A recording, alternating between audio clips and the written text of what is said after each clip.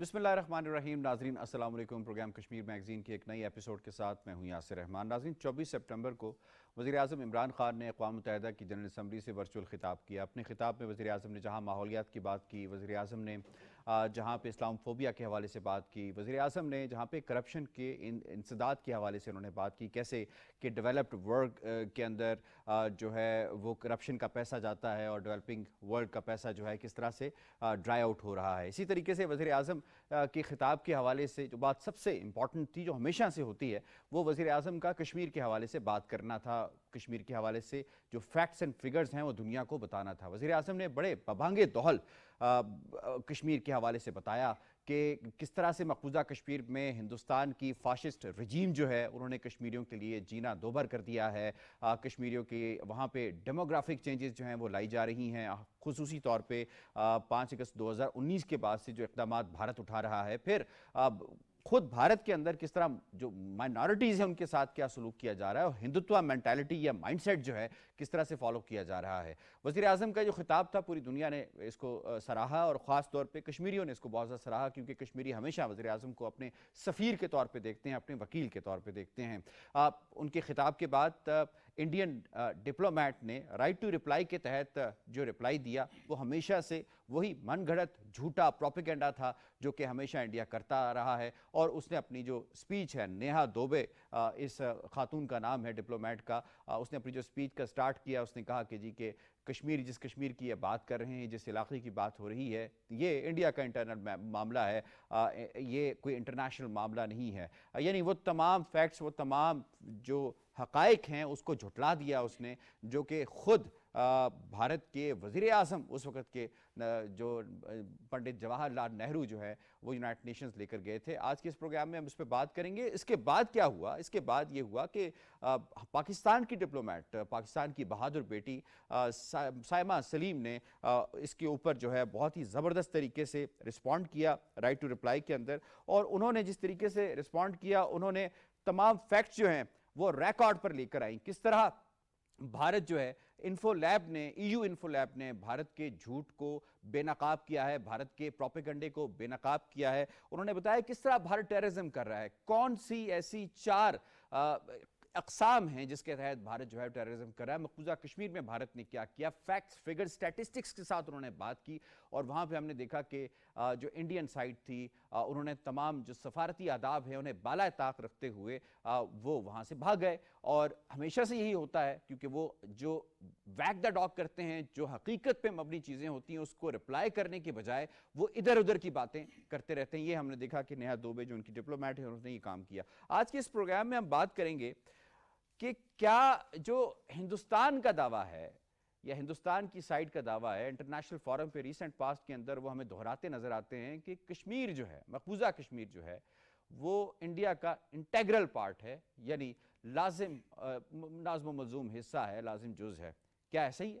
اس پہ ذرا بات کرتے ہیں. اس پہ بات کرنے کے لیے آج ہم اسٹوڈیوز میں جوائن کیا ہے میر طاہر مسعود صاحب نے. آپ سینئر حریت رہنما ہیں. طاہر صاحب بہت شکریہ، آپ نے ہمیں وقت دیا. اور ہمیں اسکائپ پہ جوائن کر رہے ہیں علی رضا سید صاحب. آپ ایگزیکٹو ڈائریکٹر ہیں EU سینٹر برسلز کے، کشمیر سینٹر برسلز کے. آپ کا بہت بہت شکریہ علی رضا سید صاحب، آپ نے ہمیں جوائن کیا ہے.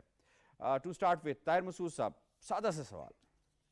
انڈیا کا جو دعویٰ ہے کہ جی کشمیر جو ہے وہ انڈیا کا انٹیگرل پارٹ ہے، یور رپلائی ٹو اٹ. اللہم صلی علی سیدنا محمد و علی آل محمد. شکریہ یاس صاحب. پہلے تو آپ نے اپنے ابتدائی میں ہی کہا ہے کہ بھارت جو ہمیشہ سے ایک جھوٹی اور ایک فیک قسم کی سٹوری جو اس کو بنا کے کشمیر کے حوالے سے دنیا کو بیوقوف بنانے کی کوشش کرتا ہے. کشمیر کبھی پارٹ آف انڈیا رہا نہیں ہے. ایون جب ساؤتھ انڈیا، بھارت اور پاکستان ایک ملک تھا اور برطانیہ کے اس کنٹرول میں تھے، that time also Kashmir was not part of Bharat اور انڈیا. سو ایک تو یہ ہو گیا.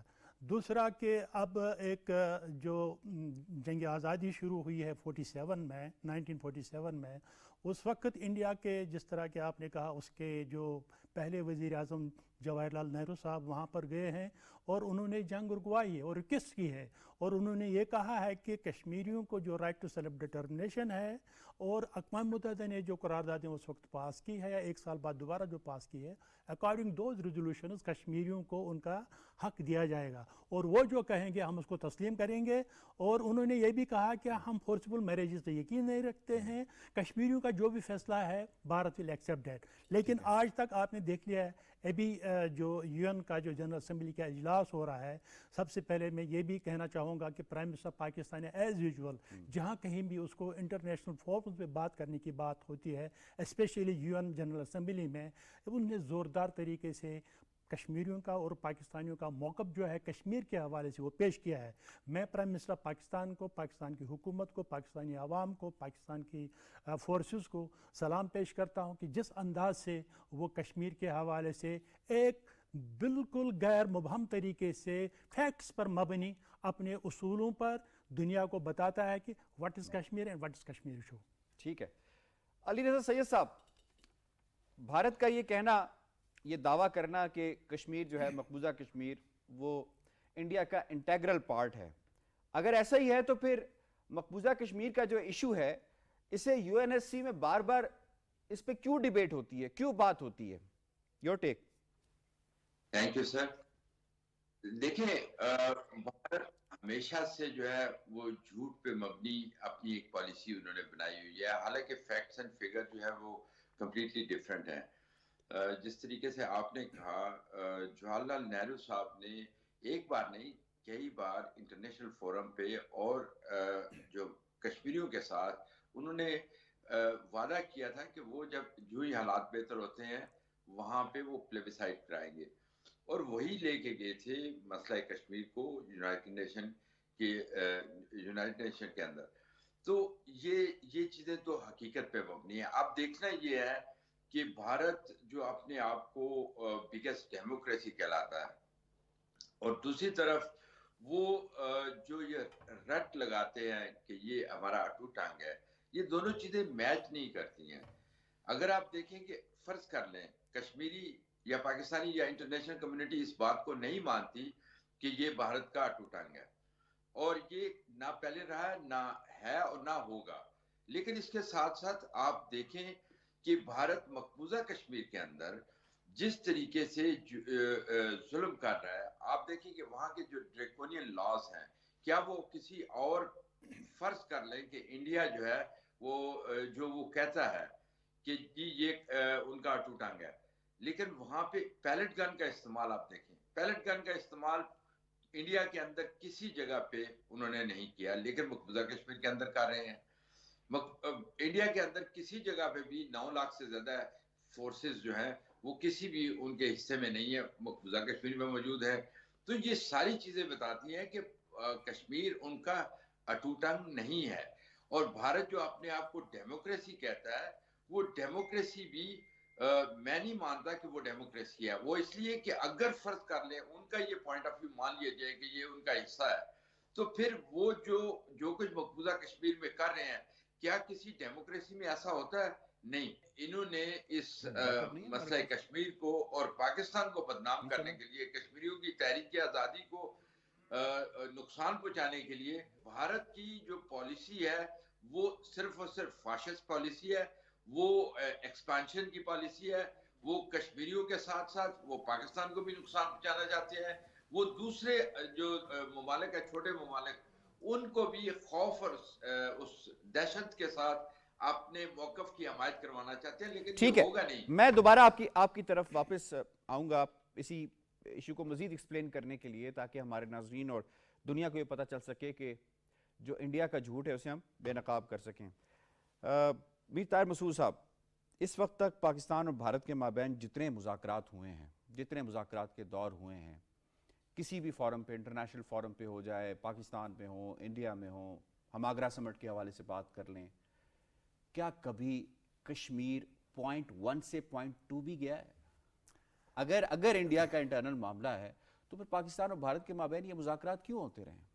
دیکھیے، آپ نے کہا پوائنٹ 1 اور پوائنٹ 2، اگر آپ بھارتی اس پروپیگنڈے کو دیکھیں گے तो पाकिस्तान का मौक़िफ़ तो हमेशा रहा है कि फर्स्ट कश्मीर, अगर हमारी कोई चाहे बायलैटरल टॉक्स हो, सेक्रेटरी लेवल की टॉक्स हो, या वज़राए जो खारजा है उनकी लेवल की हो, या हेड ऑफ़ स्टेट्स या प्रेसिडेंट्स की जो आपस की बात हो, कश्मीर हमेशा फोकल पॉइंट रहा है। और हमने हमेशा एज ए कश्मीरी उस चीज़ को वेलकम कहा है कि कश्मीर पहला जो जिसको आप कहते हैं ना कि एक फोकल पॉइंट है, जो डिस्प्यूट का जो असली जो पॉइंट है, जो मरकज़ है, डेट इज़ कश्मीर। जब कश्मीर का मसला हल हो जाए तो दीगर जो इर्रिलेवेंट हमारे लिए वो इश्यूज़ है, सर क्रीक का हो गया या इस तरह का आप जिसको साइचीन का कहेंगे, क्योंकि साइचीन पार्ट ऑफ कश्मीर है। सो जब आप कश्मीर पर बात करेंगे दीगर मसाइल आपके ऑटोमेटिकली सालू हो जाते हैं। रहा सवाल यहाँ पर ये कहना कि हम पहले अदर इश्यूज़ पर बात करें, ट्रेड के हवाले से बात करें। मेरा पॉइंट ये था कि इस वक्त तक, यानी इससे पहले जितने भी पाकिस्तान भारत के माबैन मुज़ाकरात के अदवार हो चुके हैं, चाहे हम बात कर लें 14 से 16 जुलाई जो है 2001 के हवाले से, जिसको बड़ी दुनिया में कवरेज मिली, कहा गया कि शायद कोई किसी पॉइंट के ऊपर इत्तफाक हो सकता है, जो कि नई बात में हुआ। इसी तरीके से अगर हम 2007 के हवाले से किसी मुबैना ड्राफ्ट के हवाले से बात कर लें, जो इंडियन साइड से उन्होंने कहा कि ये इन्होंने शेयर किया होगा, या उनके अखबारात जो हैं ये दावा करते हमें नज़र आते हैं। उन्होंने हमेशा ये बात की रिसेंट पास तक कि कश्मीर जो है वो पाकिस्तान और इंडिया के माबैन बायलैटरल इशू है, जबकि पाकिस्तान ये कहता है कि जी इसको अगर इशू को हल होना है तो इंटरनेशनली रेजोल्यूशंस के मुताबिक हल होना चाहिए। जो इंडिया ने रिसेंट पास में, जब से ये हिंदुत्व हुकूमत आई है, उसने ये कहा कि जी ये अब इंटरनल मामला है। ये जो उन्होंने शिफ्ट ली है अपनी फॉरेन पॉलिसी के अंदर कह लें, अपने प्रोपेगेंडा के अंदर कह लें, उन्होंने शिफ्ट ली है, इसकी बुनियाद आपको क्या नजर आती है? क्या दुनिया इसको एक्सेप्ट कर लेगी कि एक इशू जो आप खुद लेकर गए थे और वो इशू जो है इस वक्त आप कह रहे नहीं वो तो इंटरनल मामला है? देखिए, यहाँ पर मैं ये जो हिंदुत्वा माइंडसेट के लोग हैं, ये आज नेहरू को बुरा भला कहते हैं, ये आज इवन के वाजपेयी को बुरा भला कहते हैं, ये डॉक्टर मनमोहन सिंह को बुरा भला कहते हैं कि उन्होंने जो टॉक्स पाकिस्तान उस वक्त प्रेसिडेंट थे मुशर्रफ के साथ जो की है वो करने नहीं चाहिए, क्योंकि ये जो इसका अब दूसरा रिजीम है, इसका टर्न है, क्या नाम है अपना, मोदी का। सो लिहाजा ये शिफ्ट अपने ही नेताओं का, अपने ही मुल्क का उसको चेंज करना चाहते हैं, लेकिन इंटरनेशनल कम्युनिटी इसको एक्सेप्ट नहीं करती। चलें, हम कश्मीरियों का तो ये मौक़िफ़ है कि हमारा इशू जो है वो राइट टू सेल्फ डिटर्मिनेशन का अकॉर्डिंग टू यूएन रेजोल्यूशंस, और पाकिस्तान का भी ये दावा है, लेकिन इंडिया कहता है कि हमारा जो कश्मीर है ये बायलैटरल है। तो फिर ये अपने कहता रहा है, अब उसने स्टेटमेंट चेंज कर लेकिन अगर कहता रहा है बायलैटरल, तो फिर वाजपेयी साहब ने हुर्रियत को अनकंडीशनल टॉक्स की दावत क्यों दी? मनमोहन सिंह ने अनकंडीशनल टॉक्स की, कश्मीरियों को हुर्रियत कॉन्फ्रेंस को दावत की है। So it means Kashmiri bilateral issue नहीं है। बायलैटरल इशू होता तो फिर हुर्रियत के साथ बात क्यों नहीं? तो उनकी जो कठपुतली वहाँ वज़राए आला थे तो उन्हीं के साथ वो इस चीज़ को हल कर देते। सो लिहाजा ये एक गलत प्रोपेगेंडा है, इसको भारत जितना भी वो दुनिया को बताने की कोशिश करता है, लेकिन वर्ल्ड कम्युनिटी इसको अभी तक एक्सेप्ट नहीं कर रही। ठीक है, अली रजा सैयद साहब, ये जो शिफ्ट आई है कि ये पहले इंडिया की तरफ से कहा जाता कि ये बायलैटरल मसला है जी, दुनिया को वो बताते थे कि जी ये हम अपने आपस में बैठ के बात कर लेंगे, ये बायलैटरल मसला है, इसमें यूनाइटेड नेशंस ना इन्वॉल्व हुआ। हालांकि यूनाइटेड नेशंस खुद ये मसला लेकर गए, उसकी रेजोल्यूशंस आई, यूएनएससी के ऊपर इस पर बात होती रही, उस वक्त इंडिया खामोश रहा। ये जो शिफ्ट आया है, क्या ये जो शिफ्ट है ये हिंदुत्व माइंडसेट के अकॉर्डिंगली है कि अफगानिस्तान और सारा जो है अखंड भारत हमने लेकर आना है और उसके मुताबिक ही चलना है, और दुनिया को उसको किस तरह से रिस्पॉन्ड करना चाहिए? दुनिया को क्या हिंदुत्व की फासिस्ट रजीम की जो भी बात है उसे मान लेनी चाहिए? देखिए, मैं यूरोप की बात करूंगा कि अगर आप 1920s में चले जाएं, 1930s में जब नाजी पार्टी जो है वो इसी तरह जब वो पॉपुलर हुई और उन्होंने इक़्तिदार संभाला यहाँ पे, तो अगर आप उसको कंपेयर करें ये आरएसएस बीजेपी की हुकूमत को, तो मैं समझता हूँ कि ये उसी पैटर्न पे चल रहे हैं। लेकिन यूरोप ने उस वक्त एक गलती की थी, वो गलती ये थी कि अपीजमेंट की पॉलिसी थी, और आखिर में उसका अंजाम क्या हुआ? यूरोप को तबाही का सामना करना पड़ा। यहाँ पे जो नाजी जर्मनी ने जिस तरीके से मिनॉरिटीज के साथ किया और बाकी कौमों के साथ किया, भारत बिल्कुल उसी पॉलिसी पे चल रहा है। اور اگر ہم نے اور عالمی برادری نے اس کو روکنے کی کوشش نہ کی تو وہی تباہی جو ہے وہ اس خطے میں بھی آ سکتی ہے. اس لیے ہمارے پاس ایک لیسن موجود ہے کہ یہ جو فاشسٹ گورنمنٹ اس وقت دلی میں بیٹھی ہوئی ہے, ان کا ایجنڈا اکھنڈ بھارت کا ہے, اس کو روکنا ہوگا. اور اس کو روکنے کے لیے میں سمجھتا ہوں کہ عالمی برادری جو ہے وہ محسوس کر رہی ہے. اگر میں آپ کو بتاؤں کہ یورپ میں اور خاص کر عالمی برادری میں بھارت کی اس حکومت کے بارے میں اچھی رائے نہیں ہے, لیکن وہ ابھی تک اپیزمنٹ کی پالیسی چل رہی ہے, آنکھیں بند کی ہوئی ہیں, لیکن ان کو آنکھیں کھولنی ہوں گی. اگر ہم چاہتے ہیں کہ اس خطے میں امن ہو, اس خطے میں خطہ تباہی سے بچ سکے, تو اس کا ایک ہی حل ہے کہ بھارت کی اس فاشسٹ گورنمنٹ کے اقدامات کو روکنا ہوگا اور اس کو چیلنج کرنا ہوگا. علی رضا سید اور صاحب یہ فرمائیے گا کہ جو انڈیا کی جانب سے رپلائی بھی آیا اور انڈیا کی جانب سے اس موقف کی تبدیلی, خود ہی موقف تبدیل کیا گیا. پہلے جس طرح سے میں نے ایک سوال پہلے آپ کو فریم کر کے بتایا کہ یہ بیسکلی انڈیا کا ایک مائنڈ سیٹ تھا, اب اس انڈیا کا مائنڈ سیٹ چینج ہو گیا. انٹرنیشنل کمیونٹی اس کو کس طرح سے دیکھ رہی ہے؟ کیا انٹرنیشنل کمیونٹی اس کے اس نئے نیریٹو کو, جو یہ انٹرنل پارٹ آف انڈیا کہہ رہی ہے, جو کہ ریسنٹ پاس تک نہیں تھا, کیا اس کو ایکسیپٹ کر رہی ہے, یا وہ دیکھ رہی ہے کہ انڈیا کس طرح سے اپنی تیزی کے ساتھ اپنے نیریٹیوز کو تبدیل کیا جا رہا ہے کشمیر کے اوپر؟ میں سمجھتا ہوں کہ انٹرنیشنل کمیونٹی اس کو ایکسیپٹ نہیں کر رہی. اگر آپ دیکھیں کہ یورپین یونین کی جو اسٹیٹ پالیسی ہے, جو وہ کہتے ہیں کہ یہ ان کے مطابق یہ بائی لیٹرل ایشو ہے انڈیا اور پاکستان کے درمیان, اور اس میں کشمیریوں کی خواہشات کو مد نظر رکھا جائے, یہ ان کی اسٹیٹ پالیسی ہے. تو اس سے بھی یہ ثابت ہوتا ہے کہ حالانکہ ہم لوگ یہ کہتے ہیں اور پاکستان بھی یہ کہتا ہے کہ یہ بائی لیٹرل ایشو نہیں ہے, یہ انٹرنیشنل ایشو ہے, یہ 15 ملین انسانوں کا مسئلہ ہے, یہ کسی صورت میں بھی انٹرنل معاملہ جو ہے وہ کوئی بھی تسلیم نہیں کرتا. آپ چاہے یونائٹڈ نیشن کے ریزولوشن لے لے, چاہے وہ آپ یو این آبزرور جو وہاں بیٹھے ہوئے ہیں, وہ کس لیے بیٹھے ہوئے ہیں؟ اگر یہ انٹرنل معاملہ ہے تو وہ کیوں وہاں پہ بیٹھے ہیں؟ تو یہ چیزیں بھارت کا پروپیگنڈا, میں سمجھتا ہوں کہ اب جو ہے وہ کامیاب نہیں ہوگا. جو بھارت نے پہلے ایک لبادہ اڑا ہوا تھا ڈیموکریسی کا, وہ بھی اتر چکا ہے. تو اب بھارت کے لیے بہت مشکل ہوگا, اور مودی گورنمنٹ کے لیے بہت مشکل ہوگا کہ وہ عالمی برادری کو یہ یقین دلا سکیں یا اپنے موقف کی حمایت حاصل کر سکیں. اس وقت ہم پہ ذمہ داری بہت پڑتی ہے, اور میں سمجھتا ہوں کہ پرائم منسٹر عمران خان صاحب نے اس دفعہ جس طریقے سے کشمیریوں کے موقف کو دنیا کے سامنے رکھا ہے وہ قابل تحسین ہے. اور انہوں نے جو فیکٹس اینڈ فگر ہیں جس طریقے سے رکھے ہیں, وہ لوگوں کو اپیل کرتے ہیں. وہ یہاں کی جو فیصلہ ساز ادارے ہیں یا فیصلہ ساز جو لوگ ہیں, ان کو بھی وہ موقف جو ہے اس کو جھٹلا نہیں سکتے.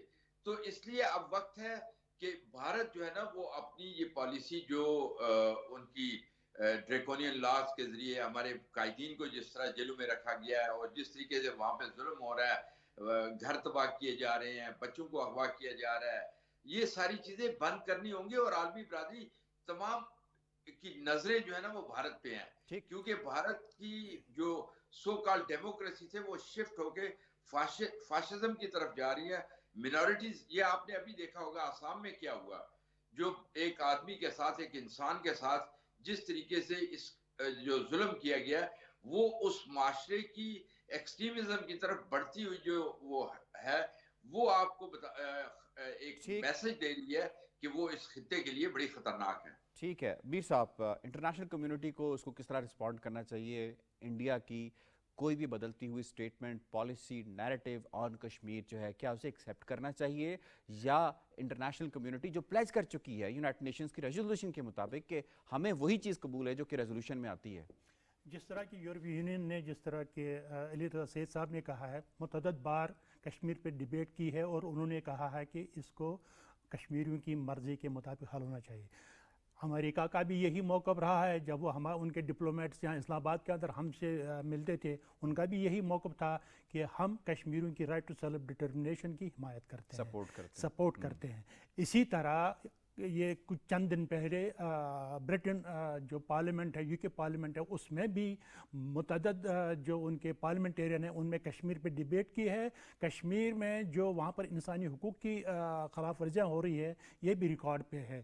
سو لہٰذا ہمیں چاہیے کہ اپنے اس جو حقائق پر مبنی اپنا کشمیریوں کا جو موقف ہے، اب تو یہ دیکھیں ایک نئی چیز جو گورنمنٹ لیول پر آئی ہے، چاہے وہ ہیڈ آف اسٹیٹ ہو یا ہیڈ آف گورنمنٹ ہو، وہ متعدد بار جہاں کہیں بھی جاتے ہیں کشمیر کے حوالے سے دو ٹوک، اور اس کو مطلب بلا لگی لپٹی کوئی بات چھپا کے ہوئے بھی نہیں، وہ اوپنلی ہر بات کرتے ہیں. اب جو اس وزیر خارجہ صاحب نے ابھی ریسنٹلی جو ایک ڈوزیئر دیا ہے دنیا والوں کو، اور اس میں پریس کانفرنس میں انہوں نے کہا وہ حقائق پر مبنی ہے، کیونکہ ہم یہی چیز چاہتے ہیں کہ جو کشمیر کے حوالے سے، چاہے وہ وومن رائٹس کے حوالے سے ہو، چاہے وہاں پر لوگوں کو قتل عام کے حوالے سے ہو، چاہے وہاں پر وہ جو قبریں ہیں جو ان نون گریو یارڈز ہے اس کے حوالے سے، لیڈرشپ کو جو گھروں کے اندر ایک طرح سے وہ ہراس کر کے اور قتل بھی کیا جا رہا ہے، اور مختلف جیلوں کے اندر ہندوستان میں جو حراستی جو وہاں پر وہ ان کو تشدد کے ذریعے سے وہاں پر حراست میں رکھے ہوئے ہیں، ان چیز کو ہمیں پروموٹ کرنا چاہیے. انفارچونیٹلی یہ 2 سال جو کووڈ-19 کی وجہ سے اس طرح کی گیدرنگ انٹرنیشنل لیول پر نہیں ہو رہی، ورچوئل سپیس کو ہم نے استعمال کیا. آپ نے دیکھ لیا ہے کہ بھارت کے پرائم منسٹر کے حوالے سے، اپنا یو ایس اے کے حوالے سے، وہاں پر آپ یوٹیوب سے لے لیں، آپ بہت سارے چینل سے لے لیں، کس طرح مودی کے خلاف انہوں نے پروٹیسٹ کیا ہے، کشمیریوں نے کیا ہے، سکھوں نے کیا ہے،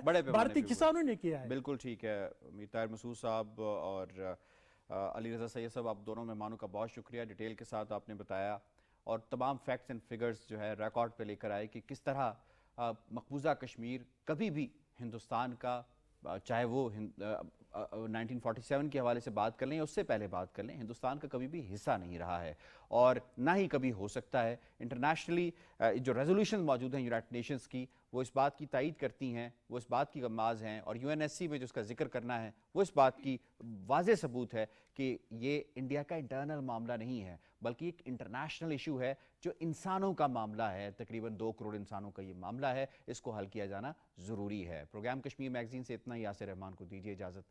اللہ نے کے بعد.